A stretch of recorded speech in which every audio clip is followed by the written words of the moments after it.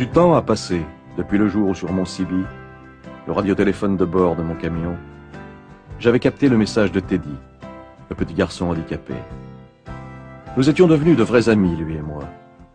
Sitôt que j'avais un peu de liberté, je m'arrangeais pour venir le voir et lui apporter quelques douceurs. Il me parlait souvent de la première visite qu'on lui avait faite et des 1000 petites choses qu'on lui avait données. Pourtant, je sentais bien que ces visites trop rares ne suffisaient pas à lui redonner le moral nécessaire pour guérir. Il fallait pour Teddy un autre compagnon, qui soit près de lui plus souvent.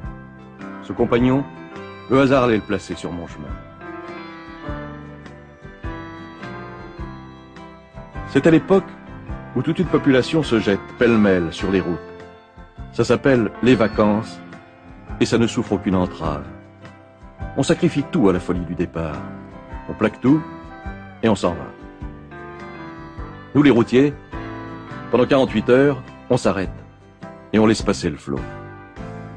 J'avais donc rejoint mon port d'attache en attendant la fin de cet exode et pour tuer un peu le temps, j'allais marcher dans la campagne. C'est là que j'ai trouvé Patapoil. C'était un pauvre petit chien, tout affolé. Un corneau que des salauds avaient attaché à un arbre avec du fil de fer. On devinait l'histoire. La voiture bondée et le petit animal qui avait voulu à tout prix être lui aussi de la fête. On l'avait rejeté une fois, 2 fois, et puis devant son entêtement, on l'avait emmené pour l'abandonner lâchement quelques kilomètres plus loin, dans le premier bois venu. Il s'était débattu, s'en tortillant dans le fil, au point de s'entamer profondément les pattes.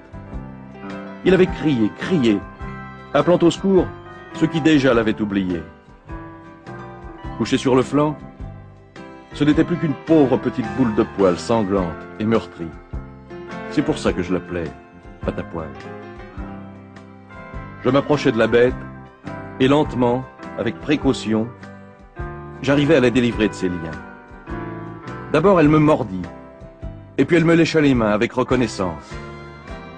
Je la ramenai au camion, la soignai de mon mieux, et c'est là, en voyant ce petit chien boitiller sur 3 pattes, que j'associai Teddy à cet incident. Ce fut comme un déclic. Il était là le compagnon de tous les jours, de toutes les heures, blessé comme lui, solitaire comme lui. Ils uniraient leurs 2 malheurs et s'aideraient l'un et l'autre à guérir. J'enclenchais le radiotéléphone et j'appelais. Allô? Allô Teddy-Bear? J'appelle Teddy-Bear. Allô Teddy, c'est toi? Ici ton ami le routier. Écoute Teddy, je viendrai te voir demain. Non, je ne peux rien te dire, c'est une surprise. Bonsoir Teddy. À demain. Dans la soirée, je passais un appel général aux copains. J'en accrochais 3 ou 4. Je leur expliquais l'affaire. Ils me promirent tous d'être là. J'installais le petit animal sur un tas de vieux chiffons. Je grimpais dans ma couchette et je m'endormis, heureux. Le lendemain, on a pris le bahut et on a filé chez Teddy, les copains et moi. Tous des gars terribles. Ils s'étaient débrouillés dans la nuit pour faire quelque chose pour le gosse. Spanky avait construit une niche avec des planches. Un autre avait tressé un collier et une laisse pour que Teddy puisse emmener Patapoil en promenade quand il remarcherait. Un autre, qu'on appelle le cochon à roulettes, parce qu'il conduit le camion frigo d'une charcuterie industrielle, avait voulu apporter de la viande pour toute une ménagerie. Quand on a poussé la porte de la petite maison, j'ai cru un instant que Teddy allait sauter de son lit et marcher. Il battait des mains. On l'a assis dans son fauteuil et on a posé Patapoil sur ses genoux inertes. Il l'a serré contre son cœur. Il mêlait leurs larmes de joie. J'ai vu tout de suite que c'était gagné, que ça collerait bien tous les deux. Ah, on a passé une fameuse journée.